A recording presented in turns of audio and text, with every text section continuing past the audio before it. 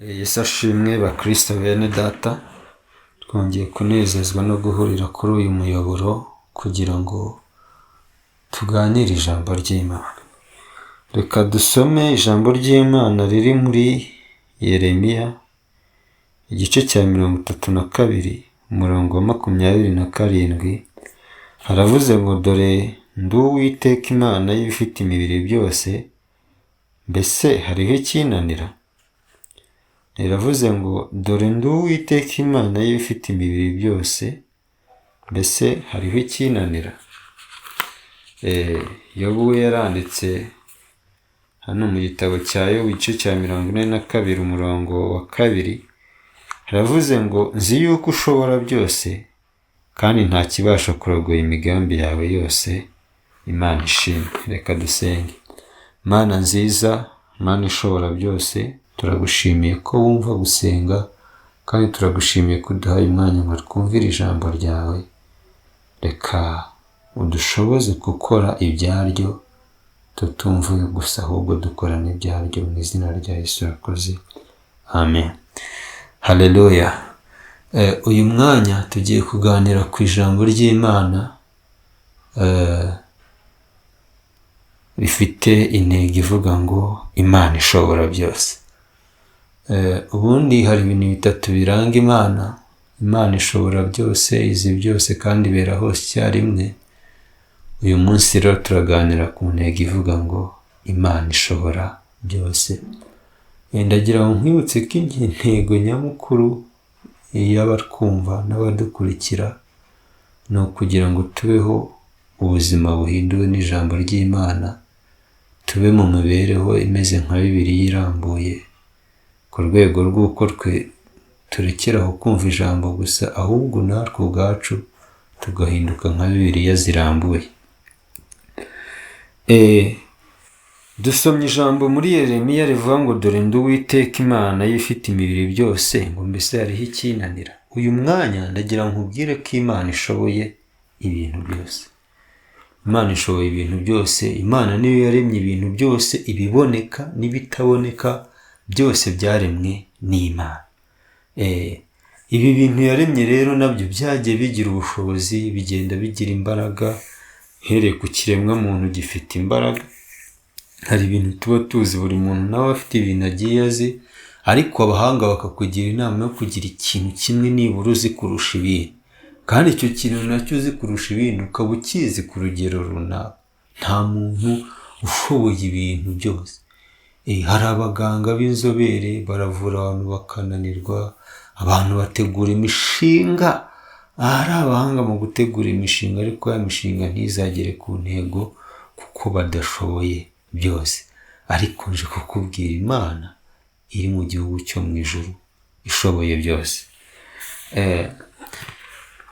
Iyi Mana niyo ifite imbaraga zitagira gitangira. Imana yacu ishobora byose kandi ububasha bwayo ntabwo bugira umupaka. Kandi ndagira mubwire ko nta kintu kidashobokera Imana mu gihe cyashyizweho. Ibintu byose imbere y'Imana birashoboka. Ikindi nakubwira ni uko ibibazo uko byakomera kose, uko intambara zakomera kose, ibyo byose biri munsi y'ubugenzuzi bw'Imana. Ibyo byose biri munsi y'ubugenzuzi bw'Imana. Ndagira ngo nkubwire ko rero Imana ishoboye ibintu byose, nubwo abantu bakwiyitirira ibintu, bakiyitirira imishinga bagezeho, bakishaka kwishyira mu mwanya w'Imana, ariko ndagira ngo nkubwire ko Imana ariyo ishobora byose. N'ibyo ubona wagezeho, n'ubwo buzima ubona ufite, n'ubwo Imana wayishyize kure y'ubuzima bwawe, ariko Imana niyo yabikugejejeho. Yesu nashimwe. Rero ndagira ngo mbabwire ko ikintu cya mbere cy'ingenzi cyerekana ubushobozi bw'Imana kuri twe ni ukuduha agakiza. Ni ukuduha agakiza. Ndagira ngo mbabwire ko ibyo abantu bagukorera, impano abantu baguha, ibintu bakugurira, mbabwire ko ntawe ubasha kuguha agakiza. Kubera ko agakiza kangana no kubabarirwa ibyaha, ukava mu mubare w'abapfa, ukava mu mubare w'abarimbuka, ukajya mu mubare w'abana b'Imana. iyo umaze kuba umwana w'Imana uba ubaye umuragwa ukaraganwa na Kristo. Petero yaravuze ngo ubu twebwe turi ubwoko bwatoranijwe, ishyanga ryera, ubwoko bw'abami n'abatambyi bihoraho. Iyo umaze kugira agakiza, Imana ikaguha agakiza, ikakubyara ukavuka ubwa kabiri, ukayemerera. Yohana yaravuze ngo ariko abamwemeye bose bakizera izina rye, yabahaye ubushobozi bwo kuba abana b'Imana. Pawulo yaravuze ngo ubwo turi abana turi abaragwa. Igitumye mvuze ibi ni uko abana b'Imana nibo baba bafite urufunguzo rubinjiza ku bintu byose Imana ishoboye. Nagira ngo mbwire ko ibintu Imana ishoboye birahari, ariko bizabonwa n'abana b'Imana. Hari ijambo nasomye rivuga nta mitsima ya rubanda ihari. Ibintu Imana ifite byiza, ijambo riravuga ngo abera bo mu isi nibo mfura Uwiteka yishimira. Ibyo bintu byose Imana ishoboye bifite password, bifite urufunguzo rumwe rwitwa kuba umwana w'Imana. Iyo umaze kuba umwana w'Imana ubonye ubushobozi bwo kubona ibintu byose Imana ishoboye. Rero ndagira ngo mubwire ko mu bintu isi yaguha, agakiza nta university yakaguha, agakiza nta soko wakaguramo, agakiza ntago wajya kuburana mu rukiko ngo bakaguhe, ntaho wagakura. Rero ibintu byose Imana ishoboye, niba ushaka kubigeraho, akira Yesu nk'umwami n'umukiza, ibindi bizagusangaho. Ikindi ndagira ngo mubwire ko iyo umaze kubona agakiza uhindurirwa amateka, Imana ikaguhindurira izina.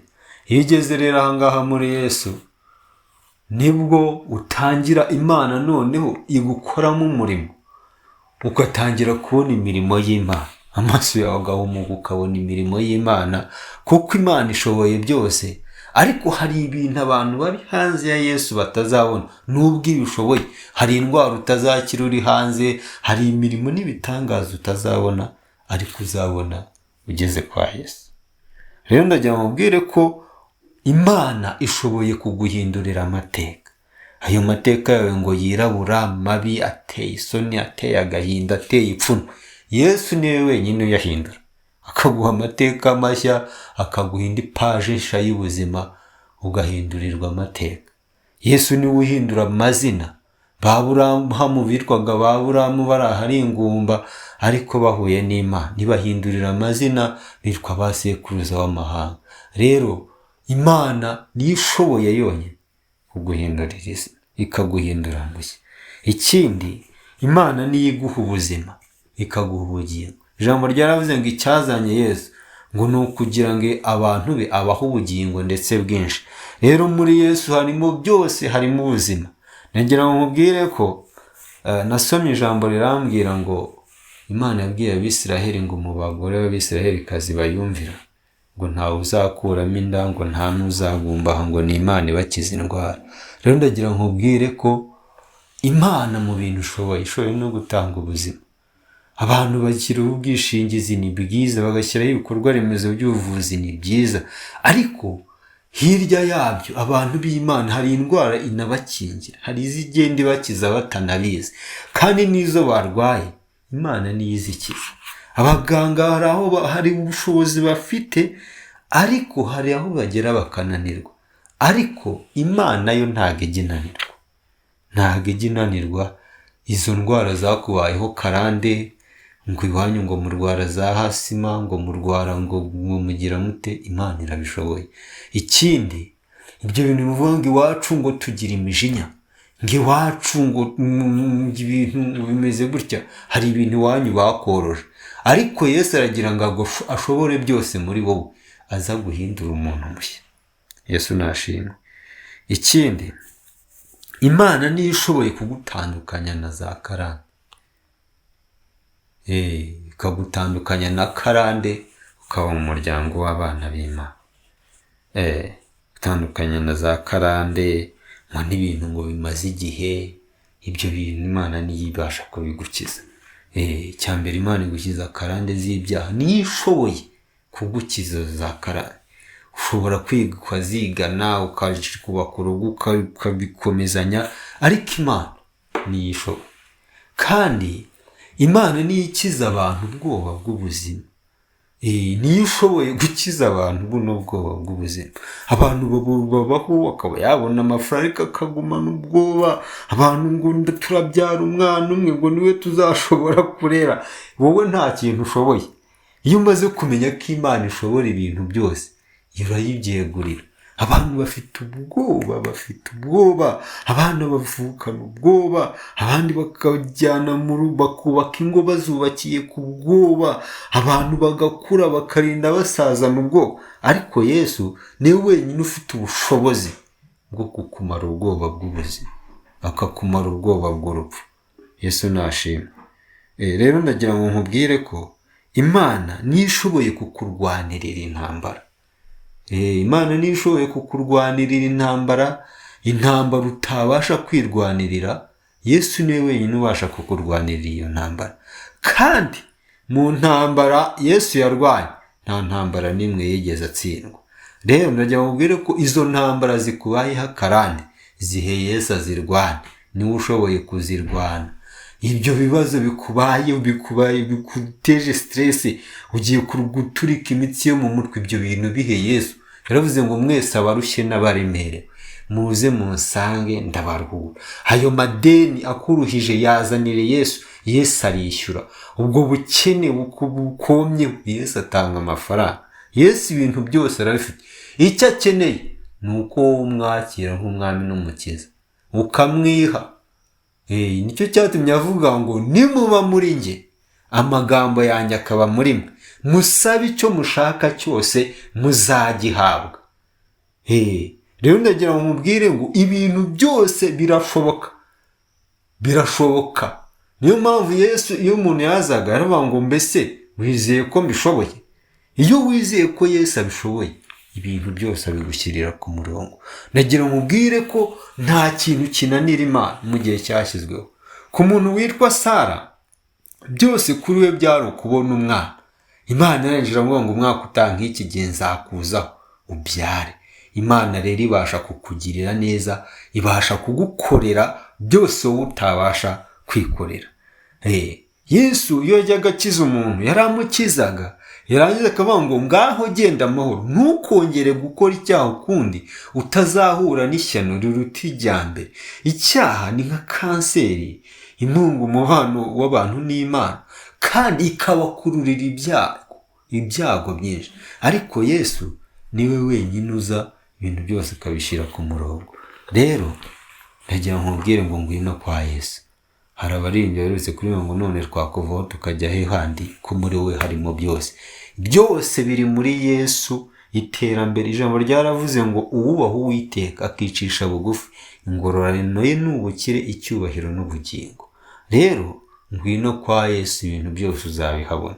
Imana niyo ishobora byose, kandi ijambo rivuga ngo kubakunda Imana byose bifatanyiriza hamwe kutuzanira ibyiza. Yesu nashimwe.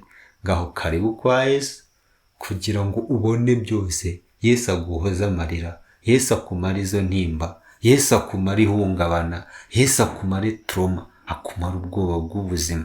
Urugo rwawe rwubake rwari rusenyutse, ibintu byose bigushyirire ku murongo. Yesu akura n'abantu muri gereza, izo manza zakunaniye, abo bantu ngo bagufiteho ububasha bakurenga, bazanire Yesu, uzabona ubushobozi bwe kuri bo. Imana iguha umugisha. Ngaho ibintu byawe byose byegurira Imana, urebe ukuntu ibyivangamo ikabikora, kandi izabishyira ku murongo. Imana iguha umugisha, Imana ikwiteho, iyegurire Yesu, ibintu byose bizagenda neza. Amen.